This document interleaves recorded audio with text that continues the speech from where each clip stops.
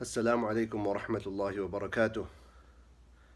Bismillah, alhamdulillah, wa salatu wa salamu ala rasulillah wa ala alihi wa sahbihi wa man wala.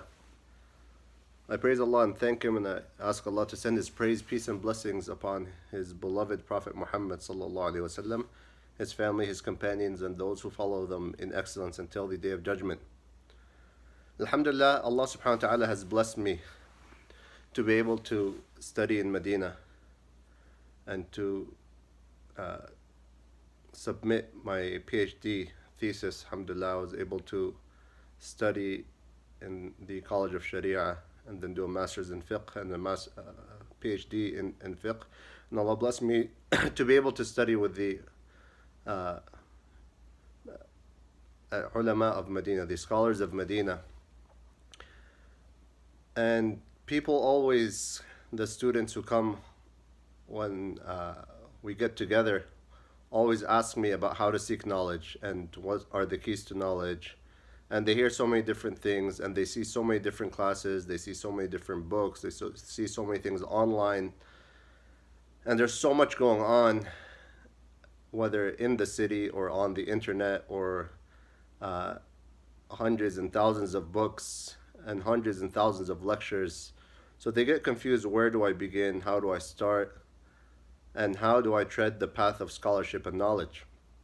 So alhamdulillah, we've had many discussions with the students regarding this, and this is what I always recommend to students.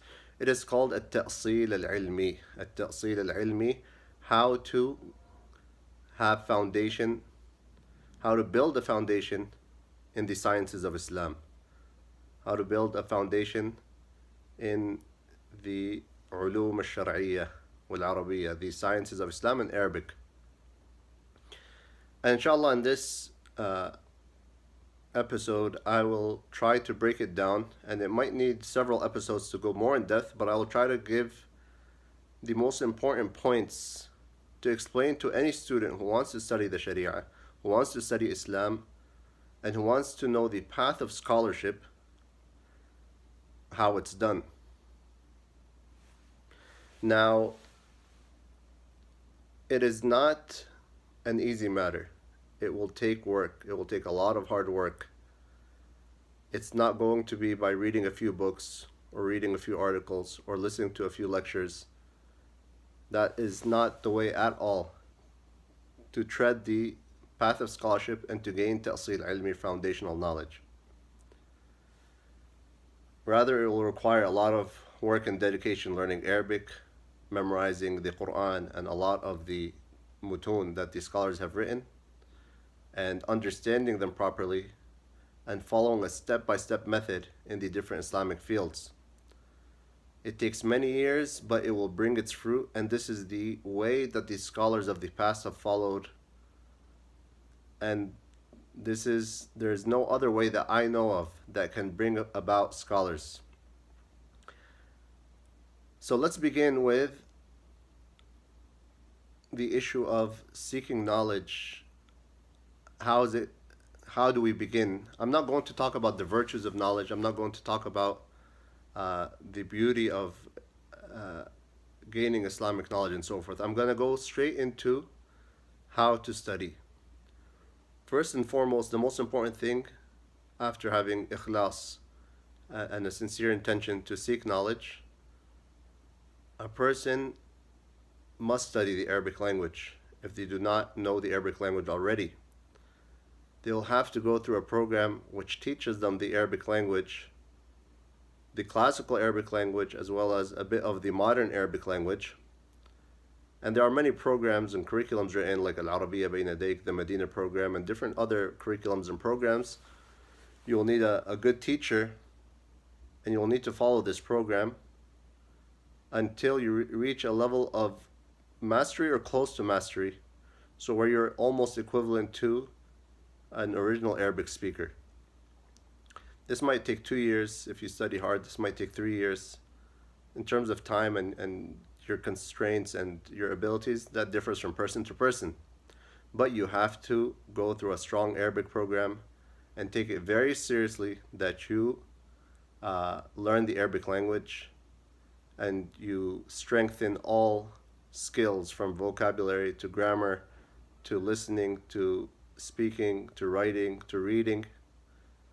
All of these skills are very important, and it will continue with you. You will continue developing these skills as you learn Islamic sciences. But you do not want to get into the serious studies of Islam until you have mastered or are close to mastering the Arabic language, where you can listen to, for example, a lecture by an Arabic, a Muslim scholar, and understand it 100% or 90 plus percent. This is where you want to get to. You might have a difficulty with one or two or three words, for example, but you won't have an issue. You want to get to the level where you can be reading any classic book in Islam, whether it's in tafsir or hadith or aqidah or fiqh, and at least understand the modern commentaries or some of the classic commentaries. So you want to be able to reach that level where you can read correctly and listen and understand, and you're able to write and take notes and so forth. You cannot underestimate this stage, and this will determine how strong you'll be able to be in the Islamic, in studying the Islamic sciences. So Arabic is the key, and your strength in Arabic is the key. A lot of students don't take this time, the time when they study Arabic, too seriously, so they're weak in Arabic and they struggle as they continue their Islamic studies. So take your time studying Arabic and mastering it, and it will always be to your advantage. After that, after studying Arabic, you want to break the barrier of memorizing. And if you're able to break that barrier of memorizing while you're studying Arabic, that's even better.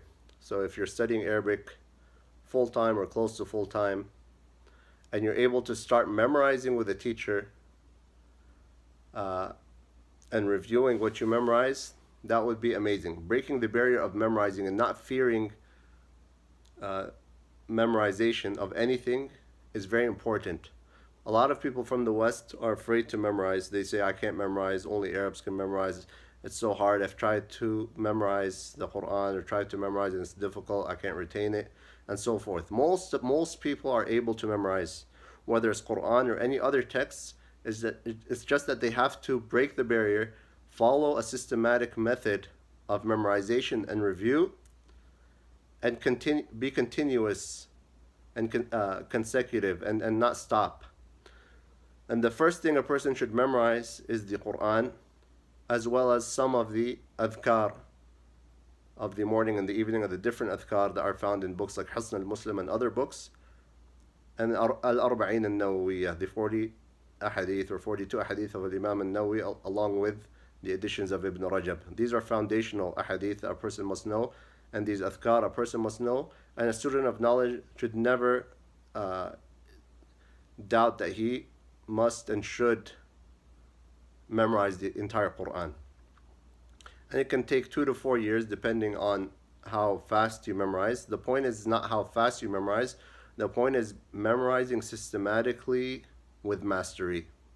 Even if you memorize half a page or a third of a page in the beginning, increase slowly, but your review is always strong, and you're reviewing daily with a teacher or with a student in a class or a halaqah until you finish and until you keep up that memorization. While you're memorizing the Quran, or while you're memorizing the adhkar, or while you're memorizing Arba'in Nawawiyah, you want to use that opportunity as well to increase your Arabic vocabulary. So when you memorize half a page of Quran, you will try to take those words in the Quran and understand their meanings in English at least. So for example, Alhamdu Lillahi Rabbil Alameen, you'll know what Al means. What is Alhamdu? Hamd, Al-Lam, Li, and Lillah, Allah, Rabb, Al-Alameen, and so forth. Word for word translation of everything you are memorizing, and then the general meaning. So word for word of Alhamdulillah Rabbil Alameen, and the general meaning, all praise is due to Allah, for example. When you do this throughout the entire Quran, you'll build a lot of vocabulary which will help you later on as you're learning Arabic and as you study the Islamic sciences. Likewise, when you study the 40 hadith of An-Nawawi or the Adhkar in Hisr al-Muslim or any book of Adhkar, you will memorize each dhikr that you do or each hadith that you do, that you memorize. You will understand every word that you're memorizing and the general meaning of the hadith or the dhikr. So breaking the barrier of memorizing and realizing that as a student of knowledge, you will have a time in your day where you will be memorizing something and reviewing until for the rest of your life. It doesn't end because you have the Quran, and then you have the hadith of the Prophet ﷺ.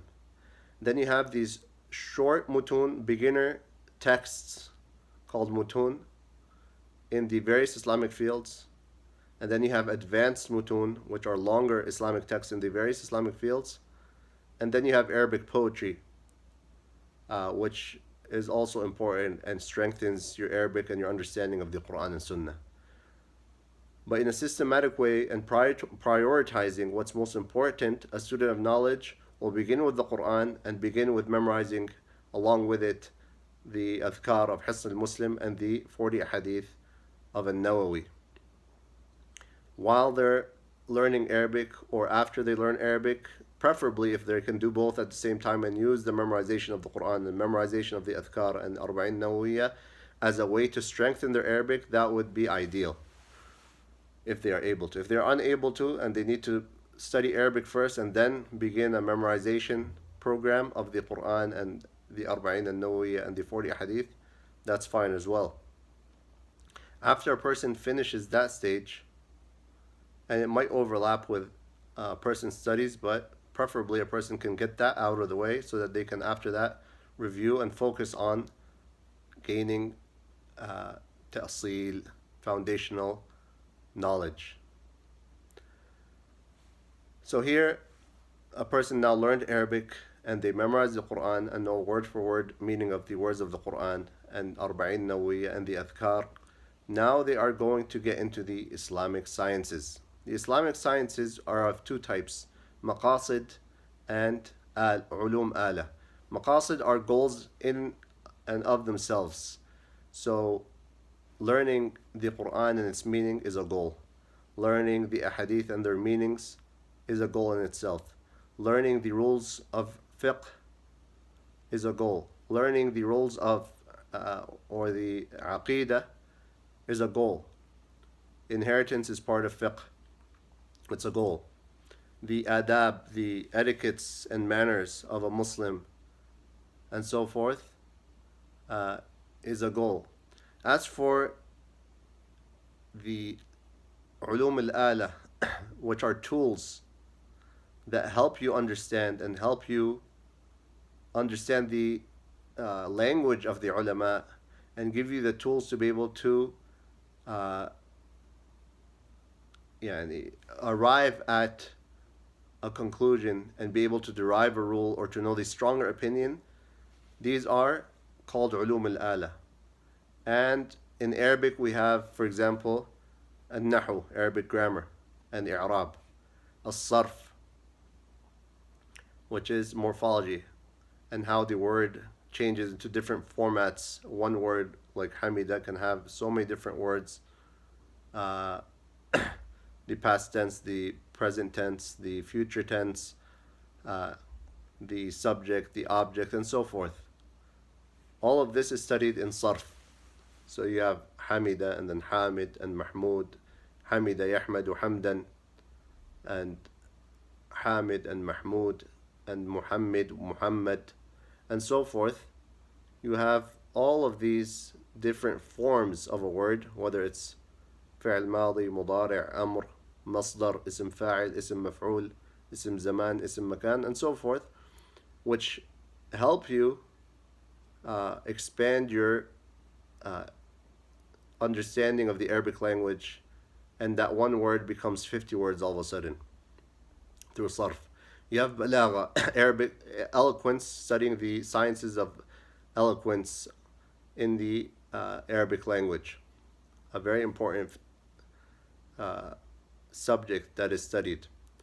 Arabic vocabulary. There are books for building your vocabulary, giving you synonyms, giving you the most important words to memorize and so forth. There's a whole program for that.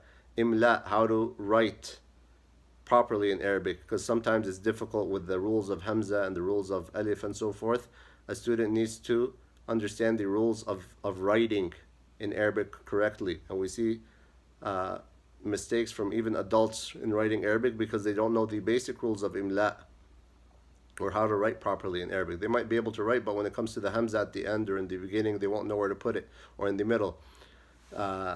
We have also the poetry, which helps, Arabic poetry, which helps the student understand the Quran and the Sunnah. The companions and those after them used to memorize a lot of poetry. Aisha radiallahu anha used to memorize thousands of lines of poetry because this would aid them. This was their culture, and this would aid them in understanding the Quran and Sunnah because they came in the highest forms of eloquence of the Arabic language.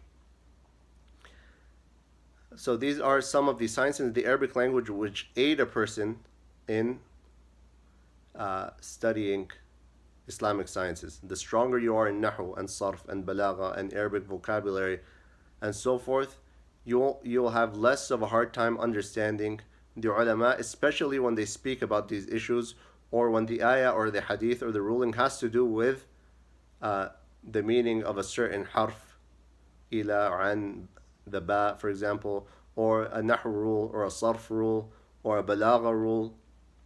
These come up a lot in tafsir, they come up a lot in the commentaries of hadith, they come up a lot in commentaries in aqidah and fiqh. A lot of the Arabic language and a lot of the Islamic sciences, a lot of the different opinions go back to the Arabic language, whether it's nahu, sarf, balagha, vocabulary, and so forth. So these are all tools that help a person learn and understand and be able to strengthen themselves as they tread the path of scholarship. The knowledge of usul al-fiqh is very important because it helps a person derive a ruling correctly. Anytime you hear a dalil in the Quran and Sunnah, to derive a ruling correctly, you have to use a principle from the principles of usul al-fiqh, whether you realize that or not, and whether the scholar who says so is mentioning that rule or he's not mentioning it and it's well known to them. Every single ayah, every single hadith, if you want to derive a rule correctly from it, you need a principle from usul al-fiqh. These are the principles that allow you to correctly derive rules from the texts. A lot of these rules go back to the Arabic language. A lot of them go back to Islamic principles that are set. And it is a very important science. The stronger you are in usul al-fiqh, the stronger you will be in learning the evidences and how a rule is derived from those evidences, knowing if there's a difference of opinion, what's the stronger opinion and why it's the stronger opinion. I cannot underestimate the importance of usul al-fiqh. A person should not be able to speak regarding the Sharia and Islamic rulings and derive opinion or give a stronger opinion or any of that unless they have mastered the science of usul al-fiqh in theory and in application. And the stronger a person is in usul al-fiqh, the stronger they will be in fiqh. Otherwise, they will be stuck in taqleed, in the realm of taqleed, following a scholar that they trust and following their proof that they use as proof. They will never be able to properly know which opinion within a madhab or outside of a madhab is stronger because they don't have the tools. It's very simple, and this is something that is well known amongst all scholars, and there's no doubt about this amongst the scholars of Islam. Another important ilm or science in Islam is the science of hadith. The science of hadith, which helps a person understand the language of the scholars of hadith when they consider hadith authentic, sahih, or hasan, or da'if, or mawdu', authentic, hasan, or weak, or fabricated, and so forth. They have a very intricate and meticulous language and meticulous rules to be able to distinguish between authentic and inauthentic ahadith. The science of hadith deals with this, and if a person has a decent understanding of it, they will understand the scholars of hadith. And if they go into a higher level study of hadith, they themselves will be able to give rulings on the hadith and choose the stronger opinions amongst the scholars of hadith and read their research, whether it's earlier scholars like Ad-Daraqutni, Imam Ahmad al-Bukhari, or يعني scholars like Ibn Hajar and al-Dhahabi and Ibn Kathir, or later scholars such as Sheikh Ahmad Shakir or Sheikh al-Albani or other scholars of hadith. May Allah have mercy on them. So if a person has the science of hadith well understood, they can understand first what the scholars of hadith are saying. Second, if there is a difference of opinion amongst the scholars and they've reached that level, they'll be able to choose the stronger opinion regarding the hadith's authenticity. And third, if they reach even a higher level, they'll be able to produce their own rulings on a hadith. Even though they must benefit from the scholars of the past and what they have said regarding the hadith, but they will be able to reach that level of scholarship of hadith if they study enough and they study properly the science of hadith and they practice it enough. Now these are the sciences, the main sciences of Islam. Of course, there's inheritance law that is written by itself, and there is, when it comes to fiqh, the mutun of the madhahib of fiqh, they start with beginner mutun that just mention the rules according to one of the four madhahib, and then they have intermediate books for an intermediate student and advanced books that only mention rules, and then there are books that mention the proofs for these rules, and then there are books that mention the difference of opinions within one madhab, and there are books and their proofs, and there are books that mention the difference of opinion amongst all the madhahib and mention their proofs and the proofs of the other madhahib, and there's a whole debate, an academic debate that goes on in these books of higher khilaf, where they mention the difference of opinion amongst the ulama. So for example, in the Hanbali madhab, you have a beginner book like Umdat al-Fiqh or Akhsar al-Mukhtasarat. You have an intermediate book like Dalil al-Talib or Zad al-Mustaqni' or Umdat al-Talib, and you have an advanced book like Al-Rawd al-Murbi', Muntaha al-Iradat, and even more advanced like Al-Iqna', which mention pretty much rules. And then you have books that mention the Adillah like Al-Kafi by Ibn Qudama, and the difference of opinion amongst the madhab like Al-Muqni' and the Adillah of the madhab like Al-Kafi. And you have the higher, just the difference of opinion within the madhab like Al-Insaf. And then you have books that mention the higher khilaf amongst the four madhahib and the other scholars outside of the four madhahib like Al-Mughni by Ibn Qudama. So the smallest book is about one volume and has 1,500 masail or issues of fiqh that are discussed. And the biggest book by Ibn Qudama rahimahullah is a 14-volume masterpiece, an encyclopedia of fiqh. And you can say the same in all of the other four madhahib and the other books of fiqh as well that are outside of the four madhahib.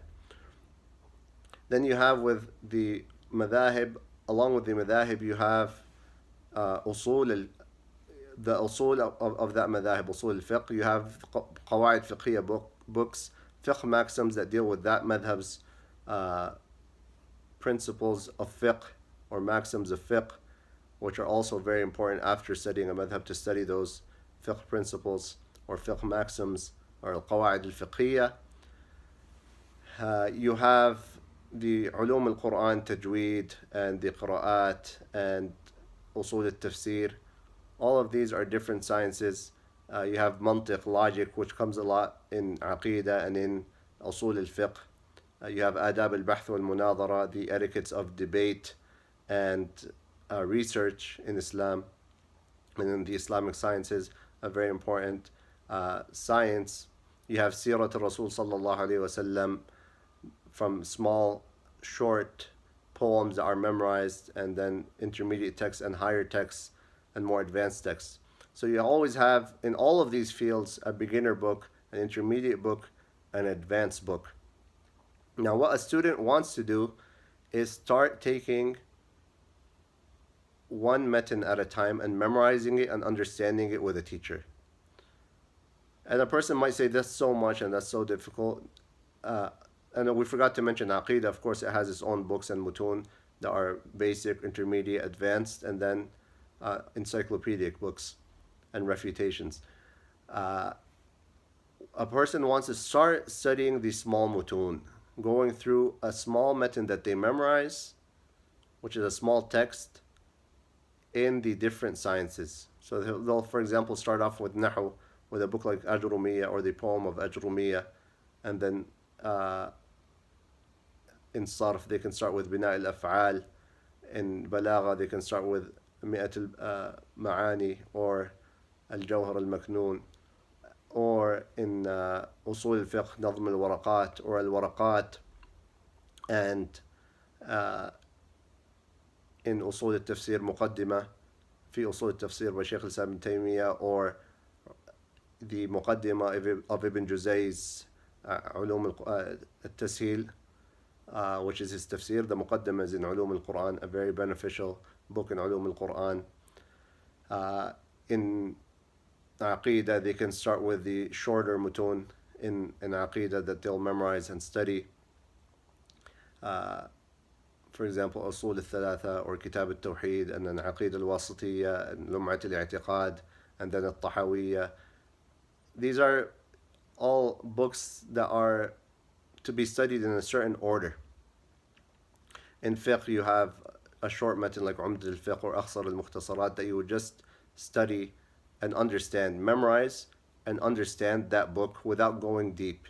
So when you do that with all the different sciences we mentioned, that level 1, and you memorize it and you go through a basic, simple sharh with a teacher without going in depth, very important not to go in depth in the beginning, and go make a full round with all the Arabic and Islamic sciences that I mentioned, memorizing in each metin, in each science, one metin, and making that your foundation, then you have gained a strong, solid foundation in that ilm. And a lot of those ulum will need practice, like Nahu and Usul al-Fiqh and Sarf and so forth. It will need practice, not just learning the rules, but applying them through i'rab or through sarf or practices, and through usul al-fiqh practice and so forth. So preferably when you go through this stage, you will also try to do as many exercises with your teacher as you can. Once you finish a full round of all these sciences, then you go to a level 2 where you will read an intermediate book in all of these sciences, taking it one by one or two at a time, whatever you're able to, but with mastery and focus. Then if you finish the level 2 program, you would go to an advanced level, and you would memorize at the advanced level. So you want to memorize something for a beginner that's short, and something after, if you do that for all the beginner classes, then study the intermediate level without memorizing, then study the advanced level and start memorizing those mutun, and you'll have to prioritize what's most important for you to memorize. Because having ta'sil is based on two main pillars: memorizing and understanding. Memorizing a metin and understanding that metin. Once you do that for any science, then you have a strong foundation in that science. So for example, in Nahu, all the rules of Nahu revolve around the following books. As a beginner, the rules of Nahu would be in Al-Ajrumiya, then Mutammimat Al-Ajrumiya, then Qatr al-Nada, in terms of the rules. And in terms of i'rab and all the special rules of i'rab, you'd find them in Nuqtat al-i'rab by Ibn Hisham, Qawaid al-i'rab by Ibn Hisham, and then the advanced level for Nahu would be Alfiyat ibn Malik, a simple sharh, then an advanced sharh, and then in terms of i'rab, Mughni al-Labib by Ibn Hisham. So this is just looking at Nahu, for example. they're the same goes for all the different fields. They have a step-by-step program, whether it's 3 books or 5 books or 6 books, that will give you the most important details and in a step-by-step manner, where you're getting a little bit the most important things at the beginner level, then more things at the intermediate level, then more things at the advanced level. And then after that, if you want to specialize and become a master of that science, you can now read freely in any of its books. So if you reach that level of Alfiyat ibn Malik in Nahu, you have all the foundations needed to read on in Nahu. Likewise, if you reach that level of Mughni al-Labib. If you reach that level, if you go in fiqh, for example, through أخصر المختصرات, عمدة الفقه, زاد المستقنع, الروض المربع, then you are free now to read the books of the Hanabila, the more advanced books like Al-Kafi and Al-Mughni and Al-Insaf and Al-Furu', and you can become a master in that field. But before that, that level 1, level 2, and level 3 will give you foundations. Now, if you want to know where you are as a student of knowledge, ask yourself where you have reached in all of those sciences. So if you did not study Ajrumiyya in Nahu, then or something at that level, then you're at a level 0 in Nahu. If you study Ajrumiyya, you're at a beginner level. If you studied Mutammin Ajrumiyya and Qatr al-Nadar, you're at an intermediate level. If you studied Alfiyat ibn Malik, you're an advanced level in Nahu. Now, for example, say, when I say, yani, you studied, you've memorized, and you've mastered, and you've understood what's to be given at that level. You say the same thing for Sarf and Balagha and Usul al-Fiqh and Musalah al-Hadith and Fiqh and Hadith and Tafsir and so forth. All of these sciences have a step-by-step book. Alhamdulillah, there's a great website that has gathered all of this information and gathered all the mutun that a student of knowledge is recommended to study in all of the fields, what's to be studied at a beginner level, what's to be studied at an intermediate level, and what's to be studied at an advanced level. It's called Takween al-Rasikhin, TAKW.in. Now it gives you all the audio shuruh and the written shuruh or commentaries of these mutun as well as the actual texts, but it will give you a guideline and a map as to what needs to be done to reach that level of Islamic scholarship.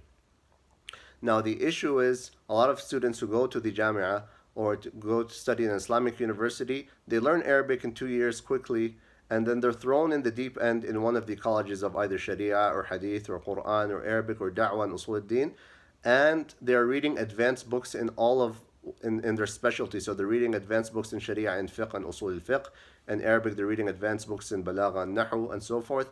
And in Hadith, they're reading advanced books in Mustalah al-Hadith and so forth. And in Aqidah as well as Ulum al-Quran. They're jumping into the deep end, and they will realize that they are not memorizing and they're not having strong foundations in the different Islamic sciences. What that produces, it gives a person keys, it gives a person exposure, it gives a person an idea of what's out there, but it does not give them mastery. It does not give them mastery. So, inshallah, I hope this has helped give an understanding of what Ta'sil requires. And it's a long road, but if a person utilizes his time wisely and doesn't waste time on reading books that do not benefit him in Ta'sil, so they might read a lot of random books that waste their time in Ta'sil, or they might listen to a lot of audio tapes that waste their time in Ta'sil, or they might attend durus or watch things on the internet that do not help them in their Ta'sil. That is the main problem, because they have the time, but they're not utilizing it properly. They're reading the wrong books. They're not wrong books, but they're not helping them in building their foundation in in Sharia or in the Islamic sciences. So if a person utilizes his time properly, has a memorization class that he goes to daily, and always is reading a short commentary of a metin, for example, and checking off as soon as he finishes that metin, it will not take too long. It can take only up to a year or a year and a half or 2 years to finish all the beginner mutun. And it can take 3 years to finish the intermediate mutun, and it can take 5 years to finish the advanced mutun, and that's 5 plus 3 plus 2, which is 10. In 10 years, you can have somebody who is ready to become a scholar in any of the fields that he has reached an advanced level in, and he'll be a very, very strong student of knowledge who understands when he reads, who can choose the stronger opinion, who can derive correct opinion if he follows a system properly, if he has teachers and access to teachers who can help him in the beginning and in his intermediate level and his advanced level. So it is important that he has a memorization program, a short commentary that he reads to a specialized teacher, and he goes to those teachers when he has problems or when he does not understand something, and those teachers should be helping him and guiding him. So you have to tailor your own program to be able to fulfill these goals that I just mentioned, or to fulfill these means that will give you the what is needed to become a scholar bi'idhnillahi ta'ala. Now a person might say that's too difficult, or it's going to take a long time, or I won't be able to, and so forth. That's fine. Even if you do not reach that level, you know where you stand, and you know what you know, and you know what you do not know. Each science, you know your level. Is it a beginner, intermediate, or advanced, or a specialist? And you always can, if you have strong understanding of the Arabic language, you can summarize to your community and to whoever you're teaching. You can summarize the works of the scholars. Alhamdulillah, a lot of the scholars, especially the contemporary scholars, have broke down and made the Islamic sciences easy, especially mashayikh like Sheikh Ibn Uthaymeen rahimahullah ta'ala. He had the ability to make everything that he teaches very easy to understand. So and there's other scholars as well who did that. So if you never reached a high level in any of the sciences and you need to teach that, you need to teach, for example, aqidah or fiqh or tafsir or hadith, all you have to do is take a book that explains this well, written by a scholar, and summarize that book for the students. But when it comes to questions and answers, and they start asking questions that you do not know, that you have not mastered, that you have not studied, say, I will get back to you, and ask a specialist in the field, and do not give fatwa, and do not give your own opinion, and do not try to pretend to be a scholar when you haven't reached that level. And this is an issue of honesty with yourself and honesty with the Muslim community, that you know your level. There's not a single problem with you reading to them a book or summarizing a book written by scholars and giving them what those scholars say. And if they ask questions that you have not come across and that you do not have a direct answer to, that you refer them to the scholars and that you get them back to the scholars. Inshallah, we'll end with this, and hopefully in the future we'll be able to record lectures on how to memorize the Quran, how to memorize the mutun, how to study fiqh in depth according to one of the four madhahib, and a discussion on studying fiqh through a madhab versus any other method, as well as anything else that will help the students of knowledge in their track of seeking knowledge. Wallahu ta'ala alam. وسبحانك اللهم بحمدك أشهد أن لا إله إلا أنت أستغفرك وأتوب إليك وصلى الله وسلم على نبينا محمد والسلام عليكم ورحمة الله وبركاته.